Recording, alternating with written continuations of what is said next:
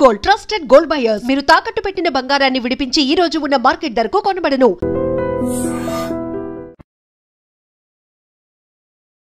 నమస్కారం, welcome to I dream. ధర్మ మార్గం విత్ విజిత కార్యక్రమానికి స్వాగతం.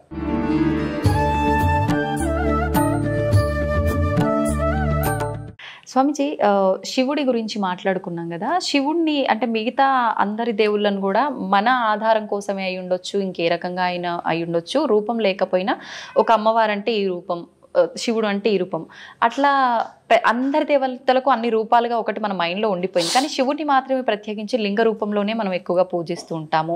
అందులో కూడా మళ్ళీ రకరకాల లింగాలు, ముఖ్యంగా పార్థివ లింగానికి చాలా ప్రత్యేకత ఉంది అని చెప్తూ ఉంటారు. ఏంటి ఆ ప్రత్యేకత?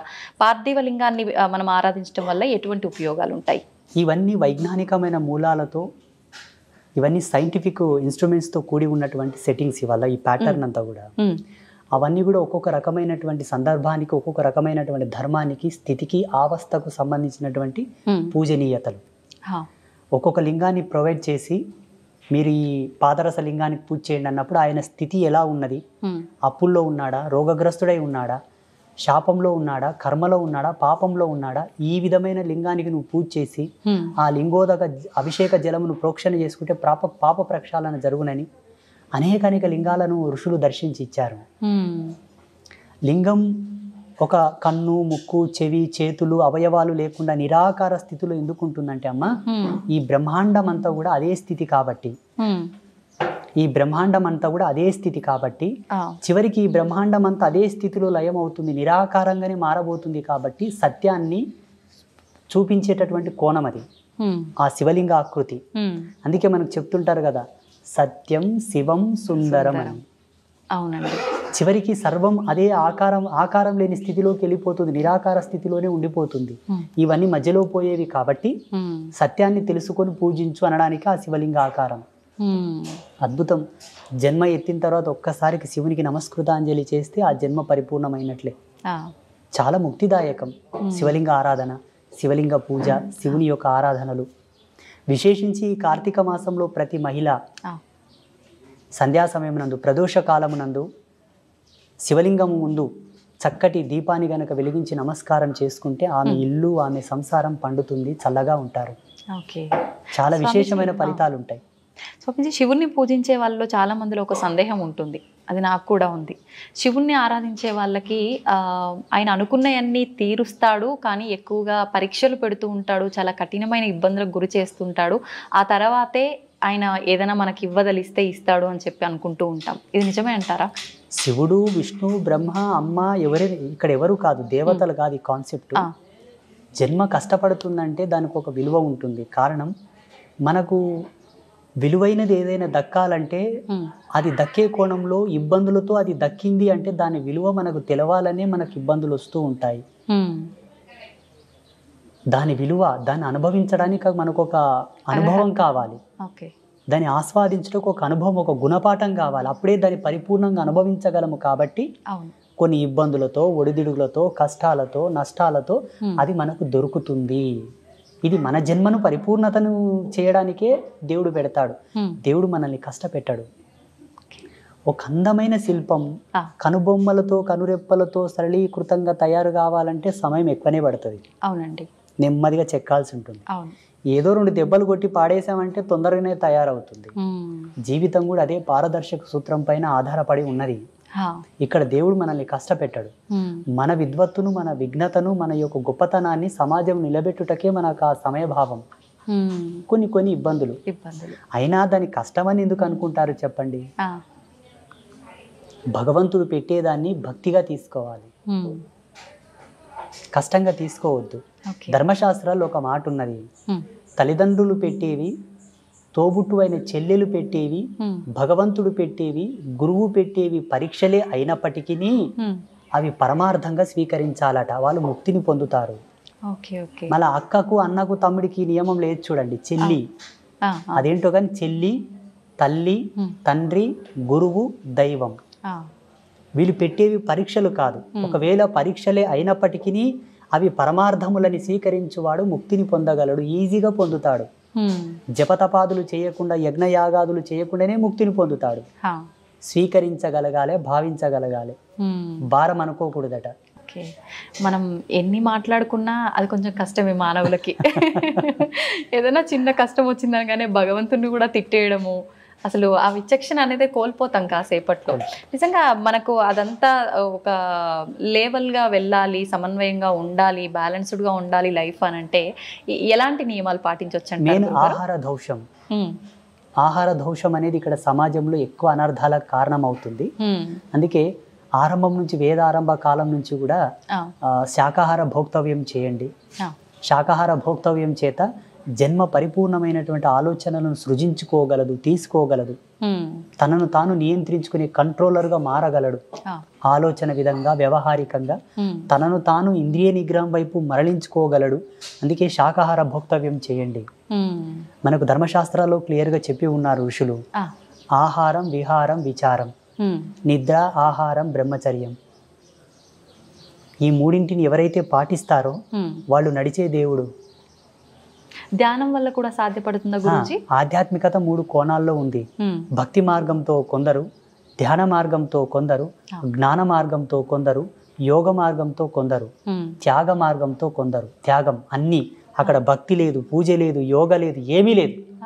అవధూత తత్వంలో ఉండడం వల్ల కూడా ముక్తిని ఆస్వాదించవచ్చు, మోక్షాన్ని పొందవచ్చు. ఈ 5 మనకు ప్రధానం.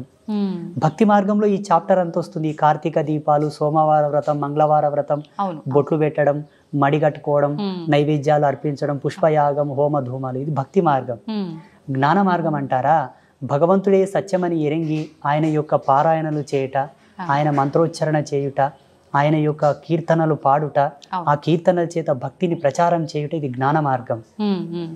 అయితే ఇప్పుడు ఈ ధ్యానం చేయడం అనేది, ఏకాగ్రత అనేది అందరికీ కరెక్ట్గా సరిపడదు.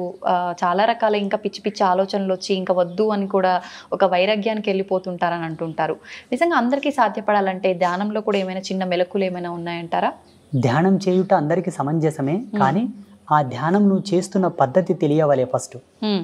ఈ మధ్యలో చేస్తున్నటువంటి ధ్యాన కేంద్రాలు అనుకోండి, మెడిటేషన్స్ అనుకోండి, యోగా సెంటర్లు అనుకోండి, అవన్నీ కూడా సమ్ క్లాసెస్, టీచింగ్ ప్రాసెసెస్ తప్ప పరిపూర్ణమైనటువంటి విద్వత్తును అవి తీసుకురావు, ఎరుకలోకి అవి తీసుకురావు, అది పరిపూర్ణత చెందించవు.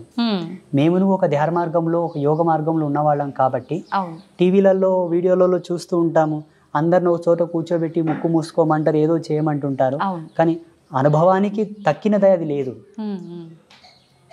వాళ్ళ ఇష్టానుసారంగా వాళ్ళు చేస్తున్నారు, అది వారి అనుభవం ప్రకారం నలుగురికి చెప్తున్నారేమో. అక్కడ సత్యం అనేది లేదు అని నేను అనుకుంటున్నా. నాకైతే అర్థమైంది అది, మళ్ళీ వాళ్ళకి ఎలా అర్థమైందో నాకు తెలియదు. ఋషి పరంపరానుగతంగా అయితే అక్కడ జరగటం లేదు. చూడము, ఒకటే మాట, యథాతథముగా వాస్తవికతను గనక పాటించిన వాడు లాభాలు పొందుట తథ్యము. అవాస్తవాన్ని, అభూత కల్పనలు గనక నువ్వు పాటించినావు అనుకో, పిచ్చొస్తే తప్ప లాభం రాదు.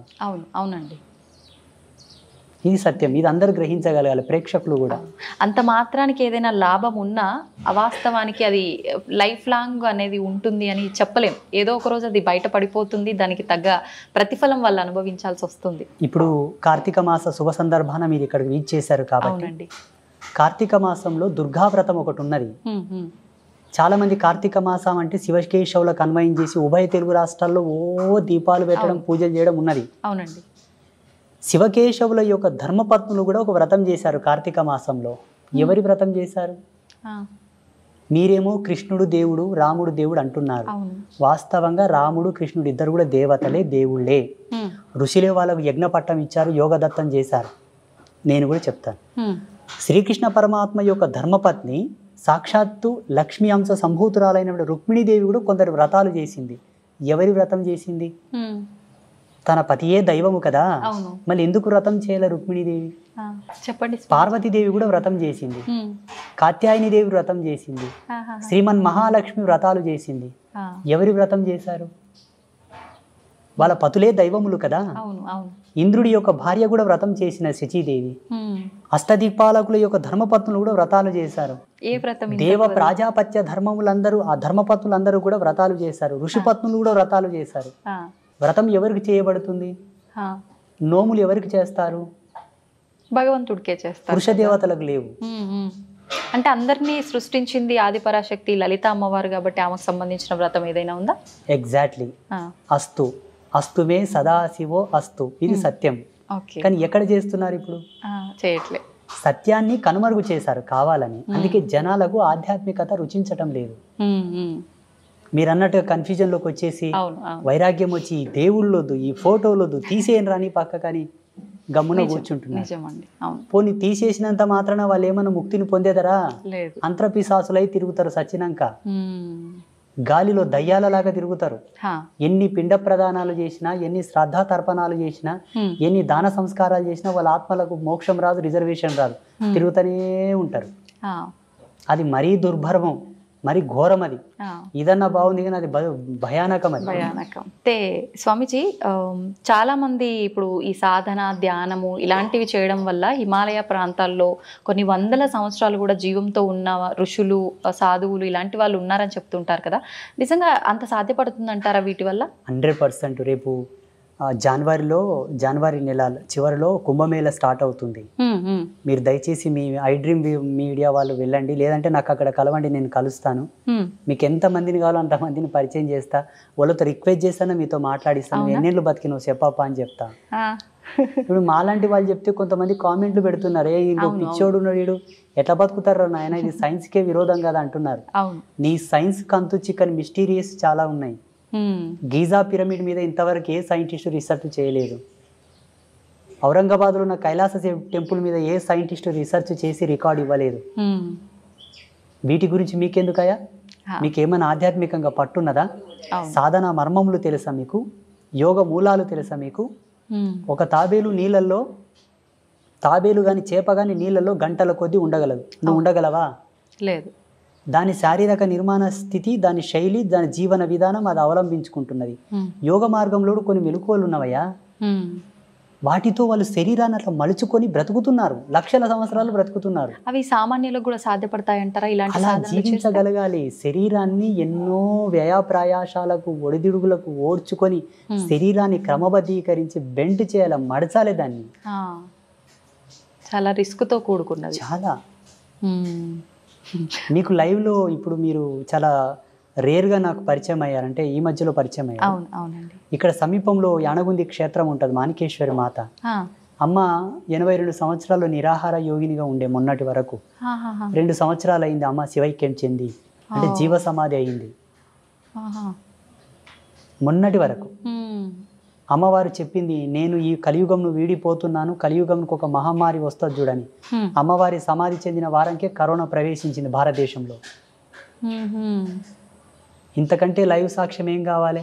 ఆమెకు తెలుసు కదా ఈ మహమ్మారి వస్తుందని. అమ్మ ఇంకొక మాట కూడా అన్నది, ఏంటండి? ఊరుకో పతివ్రత ఉంటే ఊరు పొలిమేరకు ఏ విఘాతం జరగదట. ఆ పతివ్రత ధర్మంతో ఊళ్ళో ఒక సాధువు ఉంటే ఆ ఊరికి ఏ విధమైన అనర్థాలు జరగవట. అలాగే ఈ భారతీయ భౌగోళిక స్థితికి మాలాంటి తాపసులు అడ్డున్నారా, అందుకే మహమ్మారులు ప్రవేశించటం లేదు. నేను వెళుతున్నాను, వస్తుంది మహమ్మారి, దీన్ని ఆపగలిగినటువంటి యోగకర్తం ఏదైనా చేయండి అన్నది అమ్మవారు. వాస్తవంగా అమ్మవారు పోయినమ్మనే భారతదేశానికి కరోనా వచ్చింది. అంతకన్నా ముందు వేరే దేశాల్లో నా తాండవం ఆడింది మొత్తం. అమ్మవారు చెప్పిన వాక్కును అనుసరించే మన పీఠంలో గోమాత కళ్యాణం చేసి లోక కళ్యాణానికి ధారపోసాం ఆ యజ్ఞశక్తిని. మళ్ళీ కరోనా వెళ్ళిపోయింది. మీకు పిచ్చిగా అనిపించవచ్చు కానీ ఈ స్పిరిచువాలిటీ డిపార్ట్మెంట్ అంతా కూడా నేచర్ కంట్రోలర్ సిస్టమ్స్. ఇవన్నీ ప్రకృతిని మేము కంట్రోల్ చేస్తాం, మీకు చేత కాదు. మిమ్మల్ని ప్రకృతి కంట్రోల్ చేస్తుంది, ఇంతే తేడా. స్వామీజీ, ఇలా అంటే ముందే ఏదైనా జరగబోతుంది అంటే, ఇప్పుడు ఆ మాతాజీ గారు చెప్పినట్టు కొన్ని చెప్తూ ఉంటారు, నిజంగా జరిగినవి కూడా చూస్తుంటాము. మళ్ళీ అలాంటిది ఒక బ్యాక్టీరియా రాబోతుంది అని కొంతమంది చెప్తున్నారు. లేదు అంటే రకరకాల ప్రళయాలు రాబోతున్నాయి అని చెప్పి, మొన్న రీసెంట్గా అక్కడ జల ప్రళయాలు జరిగాయి కదా, అలాంటివి కేరళ సైడ్, అలాంటివి మళ్ళీ మన దగ్గర కూడా వచ్చే అవకాశాలు ఉన్నాయని చెప్పి, చాలా ప్రాణ నష్టం కూడా జరుగుతుందని చెప్పి కొంతమంది చెప్పారు ఆ మధ్యకాలంలో. మళ్ళీ అలాంటివి ఏమైనా రాబోతున్నాయంటారా? ఈ భారతదేశం చాలా గొప్పది, మనమందరం గర్వపడాలి. ప్రపంచమంతా అతలాకుతలమైపోయిన భారతదేశానికి ఏమీ జరగదు. కాలధర్మ సిద్ధాంతంలో మనము కొంత ఏగవలసి ఉంటే ఏమో అట్లా వచ్చిపోతాయి తప్పిస్తే మనకు ఏ భయము లేదు. ఎందుకంటే మన దేవాలయ వ్యవస్థ అంత గట్టిది. చూడండి, భవిష్యత్తులో ఒక 10-15 సంవత్సరాల్లో జరగబోతుంది ఇది. ఏంటంటే ప్రపంచమంతా స్వేచ్ఛావాయువులు పీల్చుకోవడానికి భారతదేశానికి వలస రాక తప్పదు. బుక్కెడు గాలి పీల్చుకొని వస్తాం, ఇండియాకు పోయాను వస్తారు చూడండి. అవునా? ఆల్రెడీ స్టార్ట్ అయిపోయింది. ఆల్రెడీ స్టార్ట్ అయిపోయింది. ఆ. ఈ భారతదేశం చాలా గొప్పది, అందులో మన హిందూయిజం చాలా గొప్పది. అవును. ఈ ధర్మాన్ని ఎందుకు కాపాడమంటున్నామంటే భావి తరాలకు మీరు కోట్లు గడించి ఇవ్వక్కర్లా, ధర్మాన్ని ఇవ్వండి చాలు. అంతే. ఎలా ఇవ్వాలి ధర్మాన్ని? నీ పిల్లలకు చెప్పాలి, ఒరే నువ్వు పుట్టుకతోనే ధర్మం నీ పక్కన పుట్టిందిరా, కారణం నువ్వు పుట్టుకతోనే పురుడు చేసినాం, పురుడు ఎక్కడి నుంచి వచ్చింది? సనాతన ధర్మం నుంచి వచ్చింది. నీకు నామకరణం చేసినాం, నీ పుట్టుకతోనే ధర్మం నీ తోబుట్టు అయిందిరా. ధర్మం నీ చెల్లెలు లాంటిది, అక్క లాంటిది, అన్న లాంటిది, తమ్ముడు లాంటిది. వాళ్ళకి ఏమైనా జరుగుతూ ఉంటే చూస్తూ ఊరుకుంటావా మూర్ఖుడా? ధర్మ విఘాతం ఎక్కడ జరిగినా నువ్వు పోరాడాలని అని చెప్పి పిల్లలకు మనం మోటివేట్ చేయాలి. మళ్ళీ అంతే కదమ్మా, పుట్టినప్పటి నుంచి మనకు ధర్మంతోనే కదా అన్ని నేర్పి, అక్షరాభ్యాసము, ఉపనయనము, యజ్ఞోపవీతము, ఇవన్నీ మనకు ధర్మంలోని భాగాలే కదమ్మా. సంస్కృతి ఇచ్చింది మనకు, టెక్నాలజీ ఇవ్వలే. టెక్నాలజీ లేదండి. మనం నిత్యం అనుభవించే వాటిలో ఇప్పుడు మీరు చెప్పినట్టుగా పుట్టుక నుంచి చావు వరకు ప్రతిదీ ధర్మంతో, సైన్స్తో కూడి ఉంది. ప్లస్ మధ్య మధ్యలో మనకు పండగలు ఇలాంటి వాటి ద్వారా కూడా ఇంకా మన ధర్మం యొక్క గొప్పతనాన్ని కూడా తెలియజేస్తూనే ఉంటారు ఎప్పటికప్పుడు. క్రమశిక్షణ, నిబద్ధత, మహిళ యొక్క గౌరవ సూచకం, కుటుంబంలో ఒక మంచి సంఘీభావం, సమతుల్యత, ఐక్యమత్యం, మంచి సోదరాభావం నెలకొనడానికి కూడా మన సంస్కృతులు, మన పండుగలు పెట్టారు మన వాళ్ళు. ఎప్పటికప్పుడు బూజు దులుపుకొని ఇల్లంతా తోరణాలు కట్టుకొని ప్రాణవాయువుని ప్రజ్వరిలింపజేసుకోవాలని చెప్పి పిండి వంటలు, ఆరోగ్యంలో కూడా పలు మార్పులు రావచ్చు అని చెప్పేసి ఆహార పదార్థాలు భోక్తవ్యం చేయడం ద్వారా జెనెటిక్ రిఫార్మింగ్ కూడా నెగిటివ్ కాకుండా పాజిటివ్ ఉండడానికి ప్రతిదీ ప్రతిదీ ప్రతిదీ పరమార్థం, ప్రతిదీ అద్భుతం, ప్రతిదీ ఒక అమోఘం. మన దాంట్లో ఏది కూడా వేస్టేజ్ లేదు మన సనాతన ధర్మంలో. మేధావులు ఏమో ఇదంతా మూఢనమ్మకం అంటారు, పిచ్చి. అవును, మూఢనమ్మకం, అసలు దేవుడు వాళ్ళ పిచ్చి. వాళ్ళు ఇంకా ఎల్కేజీ స్టడీలో ఉన్నారు వాళ్ళు. నా దృష్టిలో వాళ్ళు చిన్నపిల్లలు, నా దృష్టిలో, నా భావనలో. మూఢనమ్మకం అనడానికి సనాతన ధర్మంలో ఏమీ లేదమ్మా. నిమ్మకాయ తీసేసినా కూడా నమ్మకమే, ఒక విశ్వాసం. దాంట్లో విఘ్నత ఉన్నది, విజ్ఞానం ఉన్నది. నిమ్మకాయలు తీసేయడం, గుమ్మడికాయలు దిష్టి తీయడంలో కూడా విజ్ఞాన ఫార్ములాస్ నేను చూపిస్తా. రమ్మని నాతోనికి జన విజ్ఞాన వేదిక పెద్ద మనిషి వస్తాడు, మీరు రీసెర్చ్ చేయలేదు దాని మీద. ఇప్పుడు భగవంతుడు ఉన్నాడు అనంటే ఖచ్చితంగా దుష్టశక్తులు కూడా ఉన్నాయని చెప్పి అంటుంటారు. ఉన్నట్టేనండి? లైవ్ లో ఉన్నాయి, ఇప్పుడు మన పక్కలో కూడా ఉన్నాయి కొన్ని. అవునా? మీకు కనిపిస్తాయా? మన కెమెరా పిక్సెల్ తక్కువ ఉంది, లేకపోతే రికార్డ్ అవుతుండే. ఓకే. ఒక టోనోమీటర్ తీసుకురావాల్సింది మీరు, దాని సౌండ్స్ మీరు వినేవాళ్ళు ఇప్పుడు. ఓకే. భయం వేస్తుందండి. ఏం భయపడాల్సిన అవసరం లేదు. సాధువుని చూస్తే యమభటులే బెదురుకుంటారు. అవేం చేస్తాయి మనల్ని? మీరు అడిగారు కాబట్టి ఉన్నాయి, ఎప్పటికెప్పుడు ఉంటూ ఉంటాయి. భయపడాల్సిన అవసరం లేదు. ఒక సువాసిని సాంప్రదాయకమైనటువంటి కుంకుమను ధరిస్తే భూత ప్రేతములు ఆమెకు దండం పెట్టి పోతాయట. సాంప్రదాయకమైన కుంకుమ అంటే ఇప్పుడు బల్కంపేట ఎల్లమ్మ ఉన్నది, అమ్మ పాదాల కాడే కుంకుమ నెలకో 2 నెలలకు వెళ్ళి ఇంట్లో స్టోర్ చేసుకోవాలి. మీరు డ్యూటీకి వెళ్ళేటప్పుడు ఇంత నష్టం తగిలించుకొని పోతే దిష్టి బారదు, దిష్టి బారదు. ఇప్పుడు వాళ్ళే అనుకోండి మీ మీద కొంత, మీరు మంచిగా అందంగా తయారై వస్తే కొంత ఏదో జలసిగా ఫీల్ అయిపోతుంటారు అనుకోండి, ఆ దిష్టి మీకు వారదు. ఆ కుంకుమలో ఉన్న ఎనర్జీ దాన్ని అక్కడనే పంపిస్తుంది. నా భక్తురాలు అక్కడనే పో అంటది సీదా. మన బదులు అమ్మవారే ఫైట్ చేస్తారు. సాంప్రదాయకమైన తిలక ధారణ అంటే ఇదే. కెమికల్ తో కూడిన కుంకుమలు పెట్టుకుంటే రాదు. మళ్ళా భగవత్ ప్రసాదితమైనటువంటి, భగవత్ ప్రాధాంకితమైనటువంటిది ఏది ధరించినను మనకు ఈ దయ్యాలతోటి, దుష్టశక్తులతో ఎటువంటి భయం లేదు. ఇప్పుడు మనం చేసుకున్న కర్మలను బట్టే మనం జన్మ తీసుకుంటాము. మంచి చెడు పనులను బట్టే మనం పైన స్వర్గం నరకం వెళ్ళటం కానీ, మళ్ళీ ఒక జన్మ తీసుకొని వచ్చి ఇక్కడ అనుభవించే విధానం కానీ కూడా ఆధారపడి ఉంటుంది అంటారు కదా. అయితే ఇప్పుడు ఒక మనిషి జీవం కోల్పోయిన తర్వాత ఆత్మ వెళ్తే పైకి వెళ్ళి అక్కడ ఏదో ఒకటి అనుభవిస్తూ ఉండాలి, స్వర్గంలోనో నరకంలోనో. కానీ ఎందుకు ఇలా దుష్టశక్తుల రూపంలో, ప్రేతాత్మల రూపంలో మన చుట్టుపక్కల ఇప్పుడు మీరు చెప్పినట్టుగా తిరుగుతున్నాయంటారు? కర్మ విపాకం చెందకపోవడం, కర్మ విముక్తి కలగకపోవడం, వాళ్ళు చేయవలసిన కొన్ని కర్మలు తీరక, వాళ్ళ కోరికలు తీరక. అందుకే సనాతన ధర్మం అన్నీ చెబుతూ కూడా ఒక మాట చెప్పింది. ఏంటి? ఎప్పటికెప్పుడు నువ్వు సత్యం అనే భావన, నేనే సత్యం అనే భావన నువ్వు తెలుసుకో, నువ్వెవరో తెలుసుకో, నువ్వేంటో తెలుసుకో. అంతర్ముఖుడవై ఏ భవబంధములు కూడా శాశ్వతము కాదని, దేని యందు అనురక్తి కలగక, వ్యామోహం కలగక, అన్నిటినీ విసర్జీకృతంతో భావన చేస్తూనే బ్రతుకు. అన్నీ నీవే, చివరికి నావి కావనుకునే సత్యంతో కూడా బ్రతకని చెప్పింది మన ధర్మం. అట్లా కోరికలు పెట్టుకొని వ్యామోహంతో మరణించే వాళ్ళు పోరు, ఆగుతారు. మరి వాళ్ళ పరిస్థితి ఇంకా ఇక వాళ్ళ యొక్క వంశజులు ఉంటారు కదా, అవునండి. తగిన పూజలు, హోమాలు, శాంతులు, దాన ధర్మాదులు చేసి వాళ్ళకు ఉత్తమ స్థితిని పంపించగలగాలి. ఒకవేళ పంపించకపోతే వీళ్ళ యాతన వలన వీళ్ళకు కొన్ని నెగిటివిటీస్ వస్తూ ఉంటాయి, వీళ్ళ సమస్యలు వస్తుంటాయి, వీళ్ళ పనులు కావు, వీళ్ళకి ఇబ్బందులు వస్తుంటాయి, వాళ్ళ కుటుంబ సభ్యులు అనారోగ్య సమస్యలు వస్తుంటాయి. ఎక్కువ రోజులు పితృదేవతలు గనక వేదన పడుతూ ఉంటే వీళ్ళకి పిల్లలు కలగరు, పిల్లలు పుట్టిన పుత్ర సంతానం కలగదు, పితృదేవతల యొక్క శాపం వలన. ఓకే. అయితే ఈ పితృదోషాలతో రకరకాల ఇబ్బందులు పడుతున్నారు అంటారు, అవన్నీ ఇటువంటి వారి కుటుంబాలకే అది ఉంటాయి. హిందూయిజాన్ని ఫాలో అయ్యే వాళ్ళే కాదు, వేరే మతాల వాళ్ళ కూడా ఈ ఎఫెక్ట్ ఉంటది. ముస్లిమ్స్ గాని, క్రైస్తవులకు గాని, మానవ జన్మ ఎత్తిన ప్రతి ఒక్కరికి ఉంది ఇది. కంప్యూటర్కి ఒక వైరస్ వస్తే ఏం చేస్తారమ్మా? సిస్టమ్కి ఒక వైరస్ వస్తే ఏం చేస్తారు? అప్డేట్ చేస్తుంటారు, ఎప్పటికప్పుడు రిపేర్ చేస్తూ ఉంటారు. జెనెటిక్ అంటే మన జెనెటిక్ థియరీ ఏదైతే ఉందో, డిఎన్ఏ కాలానికి వంశవృక్షానికి సంబంధించిన అప్డేట్ అనమాట ఇది. ఓకే. అయితే ఇప్పుడు మనం ఏదైతే ఇప్పుడు ఈ ఆత్మలు ఇలాంటివి ఉన్నాయి అనుకున్నామో, అలాగే భగవంతుడు కూడా మన కళ్ళకు కనిపిస్తాడా ఆత్మల్లాగానే? చాలామంది ఈ మధ్యకాలంలో నాకు భగవంతుడు కనిపిస్తాడు, కావాలంటే మీకు చూపిస్తా అని చెప్పి రకరకాలుగా మాట్లాడుతున్నారు. నిజంగా అలా భగవంతుని చూడడం సాధ్యమే అంటారా? భగవంతుని 3 పద్ధతులతో చూడవచ్చు. జ్ఞాన రూపకంగా చూడవచ్చు, భావ రూపకంగా చూడవచ్చు. దానికి రూపం లేదు. అలా ఫీల్ అవ్వచ్చు, కనిపిస్తున్నాడు, మనం ఫీల్ అవ్వచ్చు. That's own experience. ఓకే.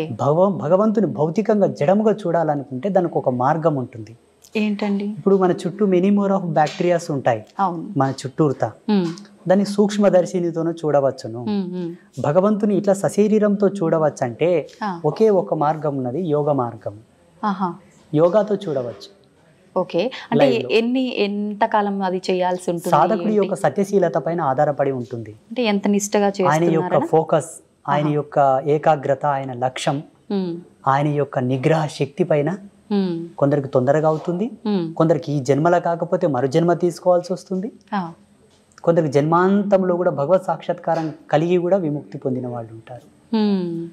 అయితే ఒక మానవుడు భూమి మీదకి వచ్చిన తర్వాత ఒక జన్మ తీసుకొని అసలు నా పుట్టుకకు అర్థం ఏంటి, నేను ఏం చేయడానికి వచ్చాను అనేది ప్రతి ఒక్కరు కూడా మర్చిపోయి, ఇందాక మీరు చెప్పినట్టుగా కోరికలు, రకరకాల అంటే వ్యామోహాలు, బంధాలు, బంధుత్వాలు, వీటిపైన కొట్టుమిట్టాడుతూ ఉంటారు. పుట్టుక మరణం శాశ్వతం, వెళ్ళాల్సిందే, మోక్షం పొందడం కోసం మనం అవన్నీ కర్మలు క్లియర్ చేసుకొని భగవంతుల్లో ఐక్యం అవడానికి ఇవన్నీ అని చెప్పి మీలాంటి వాళ్ళు చెప్తూ ఉంటారు.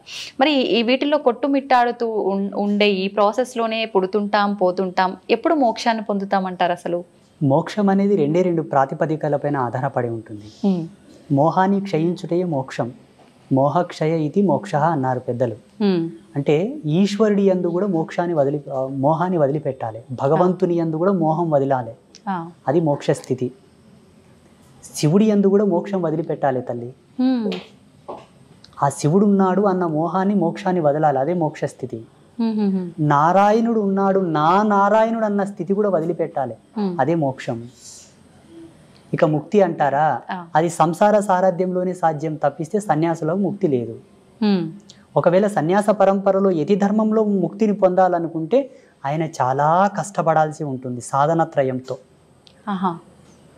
మెడిటేషన్తో చాలా కఠోరంగా తపస్సు చేయాల్సి ఉంటుంది. మీకేమో ఈజీ వేలో వస్తుంది, మాకేమో చాలా కష్టంగా వస్తుంది. మరి అంత కష్టం అని తెలిసినప్పుడు ఎందుకు మీరు ఇలాంటి సాధనలు? జన్మకర్మ సంభవము.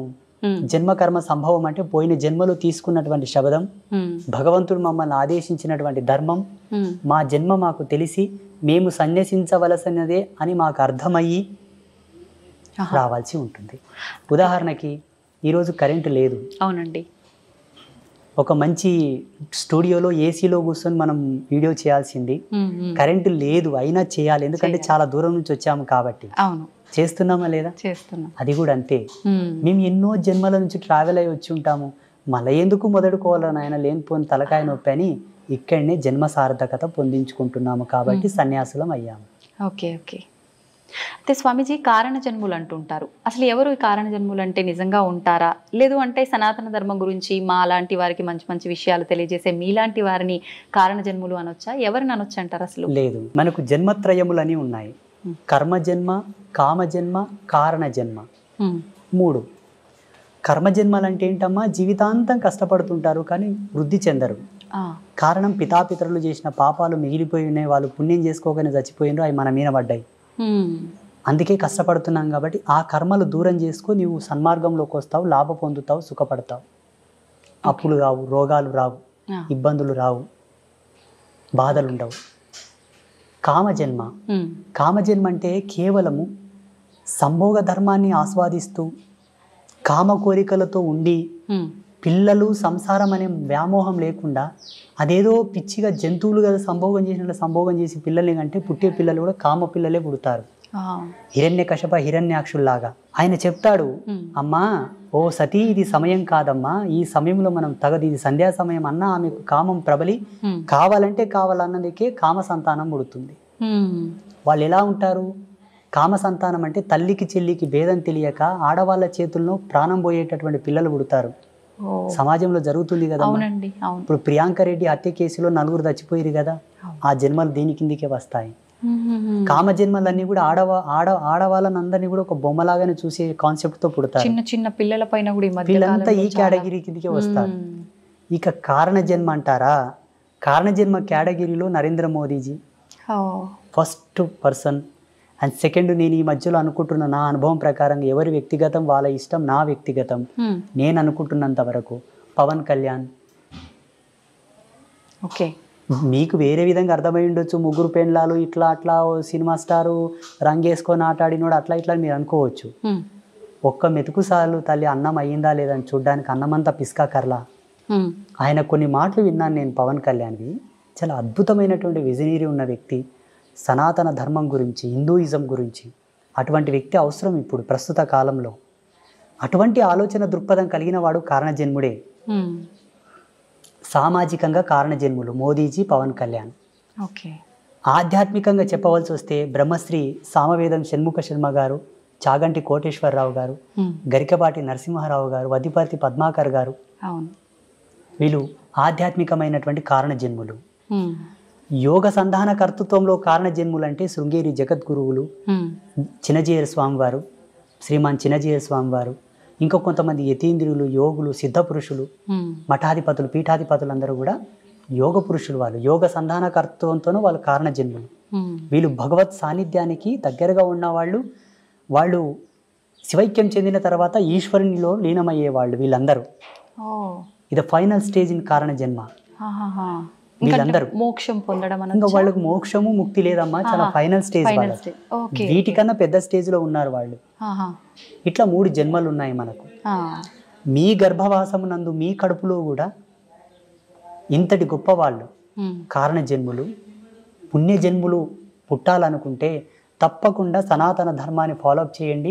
సనాతన ధర్మంలో కూడా మెనీ మోర్ ఆఫ్ కన్ఫ్యూజన్స్ ఉన్నాయి, రకరకాల సాంప్రదాయాలు. ఏవి పాటించకండి, సదాచార సంపన్నులై విరాజిల్లండి. ఈ సదాచారం మనకి ఎక్కడ దొరుకుతుందమ్మా అంటే దేవీ భాగవతంలో దొరుకుతుంది. దేవీ భాగవతం భగవతి విరచితం, సాక్షాత్తు త్రిమూర్తులకే చెప్పినది అమ్మవారు. మీరు త్రిమూర్తులు సుప్రీం గాడ్స్ అని మీరు కొలుస్తున్నారు. త్రిమూర్తులకే జగదంబ గీతోపదేశం చేసినది. ఆ జగదంబ చేసినటువంటి గీతోపదేశమే శ్రీకృష్ణ పరమాత్మ వారు ఆ యొక్క గీతను అర్జునుడికి ఉపదేశించాడు. అది భగవతి గీత. భగవతి గీత, భగవతి చెప్పిన గీత భగవద్గీత. అర్థమవుతుందా? అర్థమైందండి. మీకు ఒక ఫోటో నేను పంపిస్తాను, దీని మీద స్క్రీన్ మీద స్క్రోల్ చేయండి. కృష్ణ పరమాత్మ జగదంబను చూపుతూ అర్జునునికి గీతోపదేశం చేస్తాడు. ఆ ఫోటో బయటికి రిలీజ్ చేయరు చాలా మంది, ఎందుకంటే పక్షపాతం.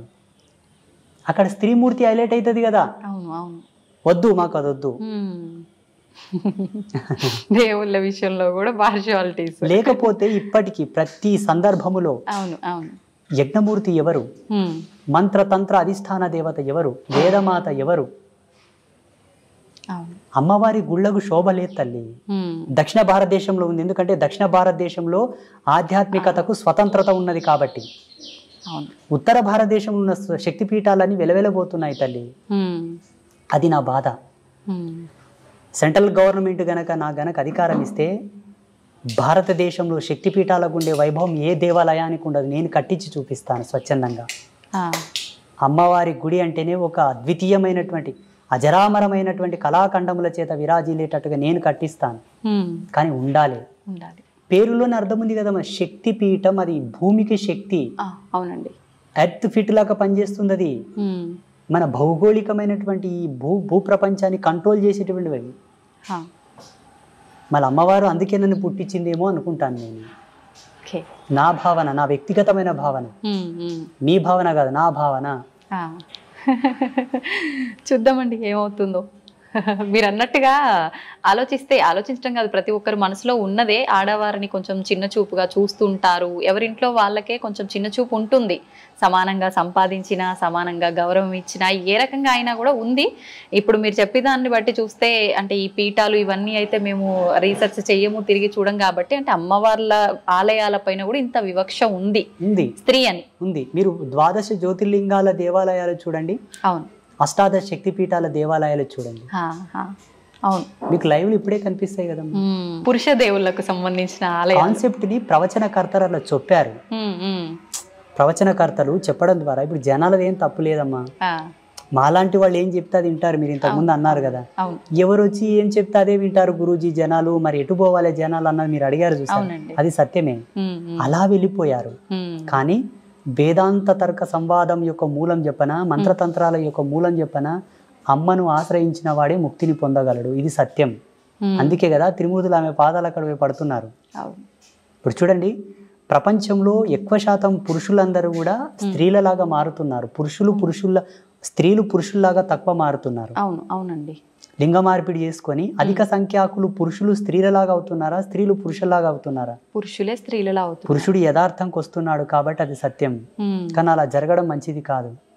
ఇది సృష్టి విరుద్ధమే కదా. విరుద్ధమే. అలా మారకూడదు. ఒకవేళ ఆడపిల్లల యొక్క గుణగణాలతో స్త్రీ యొక్క స్వాభావికంతో ఒక పురుషుడు పుట్టినప్పటికీ సాధ్యమైనంత వరకు 100% వాని మోటివేట్ చేసి వాని ద్వారా ఒక జన్మనిప్పియాలి, వానికి సంసారం ఇవ్వాలి. కానీ ఏదో మహిళలాగా చేష్టలు చేస్తున్నాడని వాని కన్వర్ట్ చేయకూడదు. ఇప్పుడు అందరూ అలాగైతే జగత్ సృష్టి ఎట్లా జరగాలి తల్లి? అవునండి. మీకు జన్మనిచ్చిన తల్లిదండ్రులు కూడా ఇట్లా చేసి ఉంటే మీరు పుట్టేవాళ్ళ? అవును, అవును. అది మనకు కావాల్సింది. 100% ప్రయత్నం చేయగా కూడా వాళ్ళు మాడలేదంటే ఈశ్వరార్పణంగా చేసేసేయండి, తప్పులేదు. ఇది నా అభిమతం. ఏమంటారు? కరెక్టే అండి. వాస్తవమా కాదా? వాస్తవమే. అది ఎంతసేపు బ్రతికినా మీరు యాంకరింగ్ ధర్మంలో, ఎలక్ట్రానిక్ మీడియా ధర్మంలో వాళ్ళు, సన్యాస ధర్మంలో నేను, సమాజం అంతా కూడా భావి తరాలను దృష్టిలో పెట్టుకొని బ్రతకండి. ఈనాడు మనం చేసింది రేపటి తరాలకు అది ఆచారం అవుతుంది. మా పెద్దలు చేసిండ్రా మేము తీసేయం దీనిని అంటారు డైరెక్ట్. చేసేటప్పుడే ఆచితూచి చెయ్యండి. అంతే. ఇంకోటి, మన మీడియా ద్వారా అందరికి నేను ఒక రిక్వెస్ట్, చెప్పండి. ప్రకృతిని కాపాడండి ప్లీజ్. నిజంగా ఇది అందరికీ చాలా ముఖ్యం. ప్రకృతిని కాపాడండి. ప్రకృతిని కాపాడడంలో ఒక మంచి టిప్ చెప్తాను మీకు. మీ పిల్లల పుట్టినరోజులున్నా, మీ పుట్టినరోజులున్నా, మీ పెద్దల యొక్క తద్దినాలున్నా, దినకర్మలున్నా, ఏదన్నా ఫ్రీ ప్లేస్ ఉంటే అది రోడ్డు పక్కన అక్కడిక్కడ కాకుండా ప్రతి ఒక్కరు ఒక 10 చెట్లను నాటండి. అవును. అవసరం ఉంటే తప్ప చెట్లు కొట్టొద్దు. అవసరం ఉంటే తప్ప కొండలు, గుట్టలు, పర్వతాల జోలికి వెళ్ళవద్దు. అవసరం ఉంటే తప్ప ఆనకట్టలు కట్టవద్దు. ఎక్కడికక్కడ నీళ్ళని ఫ్లో చేసి పెట్టకండి. విదేశాలలో ఉన్న ఆనకట్టలను కూల్చివేస్తున్నారు ఇప్పుడు. అవునండి. చెరువులను పూడ్చకండి, నదులని ఇబ్బంది పెట్టకండి, కలుషితం చేయకండి. నేచర్ మనకు సహజ సిద్ధంగా ఇచ్చినటువంటి అమృత తుల్యముని వల్ల మనం పాడు చేసుకుంటే భావి తరాల్లో బ్రతకలేము. ఆల్రెడీ ఇప్పటికే చాలా పొల్యూషన్ అయిపోయింది, ప్రకృతి చాలా పాడైపోయింది. దానివల్ల రకరకాల అనారోగ్య పరిస్థితులు కూడా ఏర్పడ్డాయి. ఒక దౌర్భాగ్యం చెప్పనా, నదులను దేవతలుగా పూజించే మన దేశంలో నదులన్నీ కలుషితమయ్యాయి. నది యొక్క విలువ తెలియని దేశంలో అయితే ప్యూర్ ఉన్నాయి. మళ్ళీ ఆ నీళ్లు తాగడానికి కూడా పనికిరావు. ఇది దౌర్భాగ్యం భారతదేశంలో. ఇలా కావడానికి కారణం ఏంటో తెలుసా? సనాతన ధర్మం ఇంకా కూడా స్వతంత్రతను పుంజుకోలేదు అనుకుంటాను నేను. సనాతన ధర్మానికి స్వేచ్ఛ లేదని అనుకుంటాను నేను. ఉండగలిగితే ఈ నదులెందుకు ఇట్లా కలుషితం అవుతాయి? ఆ దేవాలయాల మీద ఎందుకు దాడి జరుగుతుంది? అవునండి. జగదంబ నాకు ఒక అవకాశం ఏమని చెప్పండి అమ్మవారిని. తప్పకుండా అండి, కోరుకుందాం అందరం. మీరు కోరండి, నేను అడిగితే ఇవ్వట్లేదు. అవునా? మీ అంతటి సాధువులు అడిగితేనే ఇవ్వలేదు, నేను అడిగితే ఇస్తుందంటారా? నీకెందుకురా వెళ్ళా, నువ్వు ఊక నాతో జపం చేసుకొని కూసరా అంటది అమ్మ. అవునా? బహుశా మీలాంటి వాళ్ళు అడిగితే ఇవ్వచ్చేమో. నాకు గనక అమ్మవారు అవకాశం ఇస్తే నేను ఏం చేస్తానో తెలియనా? చెప్పండి. గోవుని జాతీయ జంతువుగా ప్రకటిస్తాను. సెకండ్, ఈ భారతదేశంలో ఉండేటటువంటి సహజ వనరులు, జీవనదులు, పర్వతాలు, అరణ్యములనన్నిటినీ కూడా ధర్మమూర్తుల యొక్క ఆధీనంలో ఉండేటట్టుగా రాస్తాను. ఎందుకంటే ధర్మమూర్తులకంతా దూరదృష్టి కలిగి ఉంటుంది. నదుల్లో కలుషితాలు కలవనివ్వరు, చెట్లని కొండల్ని కొట్టనివ్వరు, ఆపుతారు. ఎందుకంటే పర్వతాలను పూజిస్తాం మనం, చెట్లను పూజిస్తాం మనం, నదులను పూజిస్తాం కాబట్టి వాటి జోలికి వెళ్ళనియరు. ప్రసిద్ధ పీఠాలు ఉన్నాయి, శృంగేరి జగద్గురువులు ఉన్నారు, పెద్ద పెద్ద పీఠాధిపతులు ఉన్నారు. ఆ ప్రదేశం అంతా కూడా వీరి ఆధీనం ఉంచేటట్టుగా నేను చట్టం తీసుకొస్తుంటే, దీన్ని అంతా నువ్వు కంట్రోల్ చేయాలని చెప్తుంటే. ఇప్పుడు మీరు చేసే ఈ సాధనలు వీటన్నిటి వల్ల ఈ మార్పులు సాధ్యం కావంటారా? ఖచ్చితంగా చట్టం చేతిలో ఉండాలంటారా? 100% సాధ్యం అవుతుంది. కాకపోతే సామాజికమైన మర్యాదలు కొన్ని ఉన్నాయి కాబట్టి. వెనకతలకు ఒక స్వామీజీ, నాలాంటి స్వామీజీ ఒక యజ్ఞం చేసి యజ్ఞశక్తిని ధారపోసాడు, లోక వినాశనం అవుగాక అని. అందులో వాళ్ళ శిష్యులు కూడా ఉన్నారు, వాళ్ళు కూడా పోయారు. అంత జ్ఞానం తెలిసిన ఆయన కూడా అక్కడ తప్పు. ఈ తపస్సులు, మంత్రబలము, మంత్ర ప్రయోగములు కూడా కొన్ని ధర్మాలతో చేయబడతాది కాబట్టి ఎలా చేద్దామన్నా అందులో అందరూ ఉంటారు. అది కదా వచ్చింది ముప్పు, ముందు వెనక ఆలోచించాల్సి. అది అశ్వత్థామ కదా బ్రహ్మాస్త్రాన్ని ప్రయోగించాడు కానీ వెనక్కి తీసుకోవడం తెలియదు ఆయన. అట్లా ఎన్నో మూలాలు బతికే ఉన్నాడంటారు, ఇది నిజమేనా అండి? మీరు ఒకవేళ హిమాలయస్లో ఒక సిటీ ఉంది, ఒక ప్లేస్ ఉంది, అక్కడికి వెళ్తే ఆయనతో మీరు ఫోటో కూడా దిగవచ్చు, సెల్ఫీ. నిజమా? -60 degrees Celsius చలి ఉంటుంది అక్కడ, -60. మరి ఒకవేళ వెళ్తామంటే కెమెరామ్యాన్ మీరు వెళ్ళండి. అది ఎలా సాధ్యపడుతుంది అంటారు? గడ్డగట్టి పోము అక్కడే అడుగు పెట్టిన దగ్గరే లేరు అనడానికి అవకాశం లేదు. సప్త ఋషులు ఉన్నారు, యోగ పురుషులు, సిద్ధ పురుషులు, మహావతార్ బాబాజీ కూడా ఉన్నారు ఇప్పటికీ. చాలా మంది యతీంద్రియులు, సిద్ధ పురుషులు ఉన్నారు. లేరు అని మీరు కొట్టిపాడేయకూడదు, ఎందుకంటే మీకు అనుభవం లేదు, మీరు చూడలేదు. మేము చూసాము కాబట్టి ఉన్నారని చెప్తున్నాము. వాళ్ళని ఇక్కడికి తీసుకొస్తామంటే తీసుకొస్తాము. ఈ యొక్క తపోజ్వాలకు తట్టుకొని ఉండే శక్తి ఈ మానవాళికి లేదు. పిట్టలు రాలిపోయినట్టు రాలిపోతుంటారు వాళ్ళు వస్తూ ఉంటే. అది సత్యం. అంతటి ఎనర్జీ ఉంటుంది వాళ్ళ స్పిరిచువల్ ఎనర్జీ. సంతోషం అండి, చాలా మంచి మంచి విషయాలు అయితే మా అందరికీ తెలియజేశారు. మరొక మంచి ఎపిసోడ్లో ఇంకా కొన్ని విషయాలు మీతో మాట్లాడాలని ఆశిస్తున్నాను. ధన్యవాదాలండి. ఐ డ్రీమ్ మీడియా ప్రేక్షకులకు అందరికీ ఒక సన్యాసిగా, ఒక బ్రహ్మచారిగా మా యొక్క ఆశీస్సులు. ధర్మం పట్ల నిలబడండి, ధర్మాన్ని కాపాడండి. ధర్మం తల్లి వంటిది. మన తల్లి మనకెంతో ముఖ్యమో ధర్మం అంతే ముఖ్యం. ధర్మం అంటే హిందూయిజం కాదండి, ప్రకృతి. ప్రకృతి మానవాళికి ఉపయుక్తమైనటువంటి ఆచారం, రూల్స్, వీటన్నిటిని కాపాడితే భావితరాలకు మనం ఇచ్చిన వాళ్ళం అవుతాం. దయచేసి మా మొరను ఆలకించండి. లోకా సమస్త సుఖినో భవంతు. శుభం భవతు.